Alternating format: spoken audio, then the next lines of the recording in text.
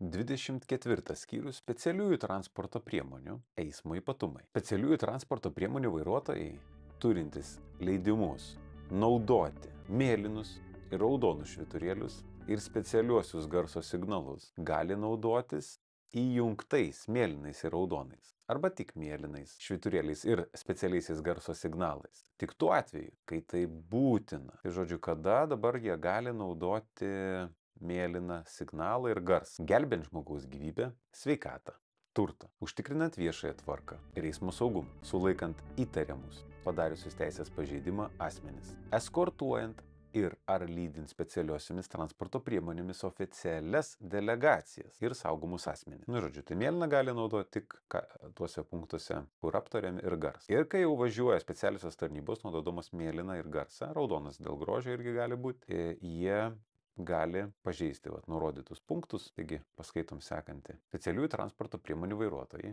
važiuodami kelyje su įjungtais mėlynais ir raudonais arba tik mėlynais, kurie turi būti matomi 360 laipsnių kampu, ir specialiaisiais garso signalais, gali nepaisyti taisyklių ir pasinaudoti pirmenybę. Tik tuo atveju, jeigu nepakenks eismo saugumui. Ir tik tada, kai įsitikina, kad jiems duodamas kelias. Šią teisę taip pat naudojasi transporto priemonių, kurias lydi specialiosios transporto priemonės vairuotojai.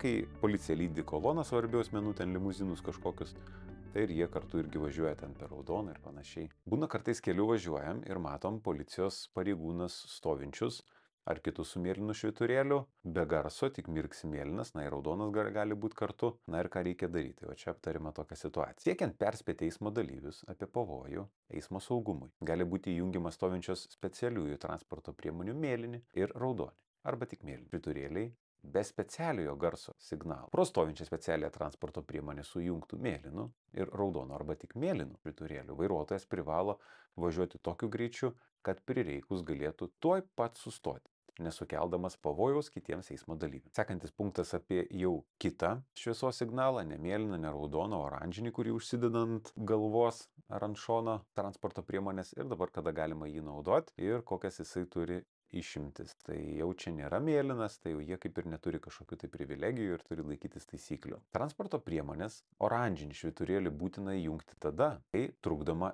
eismui. Dėl transporto priemonės didesnių negu leidžiama matmenų su kroviniu arba be jo, dirbant kelyje, sustojus ir stovint, važiuojant lėtai, lydint organizuotą dviratininkų grupę, vežant pavojingosius krovinius. Tada privaloma įjungti oranžinį ir jį turėti įrengti. Įjungtas oranžinis švyturėlis nesuteikia pirmenybės, tik atkreipia dėmesį ir įspėja kitus eismo dalyvius apie galimą pavojų. Transporto priemonių su įjungtais oranžiniais švyturėliais vairuotojai, važiuodami keliu, stovėdami ir ar atlikdami darbus, užtikrina, kad tai nekenkia eismo saugumui. Tai vis dėlto kokias įgyja teisės oranžinį švyturėlį turinti transporto priemonė, įjungtas oranžinis švyturėlis nesuteikia pirmenybės. Sutartiniais pagrindais ir kelio savininko nurodymais, sąlygomis vykdant kelio infrastruktūros ar aplinkos tvarkymo ar priežiūros darbus, transporto priemoniai su įjungtais oranžiniais švyturėliu, kuri būtina darbo funkcijos tojame vietoje atlikti, galima važiuoti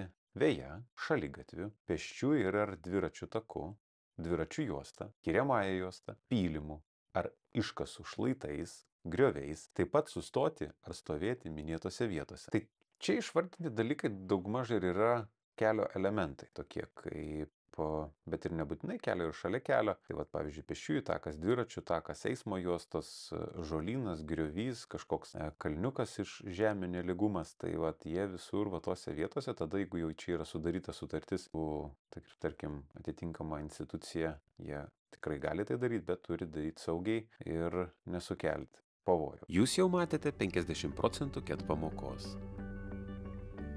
Visas ir pilnas KET pamokas rasite vairavimoegzaminai.lt. vairavimoegzaminai.lt. Tikrai išmoksite vairavimo teoriją. Tai toks nesudėtingas gan skyrius.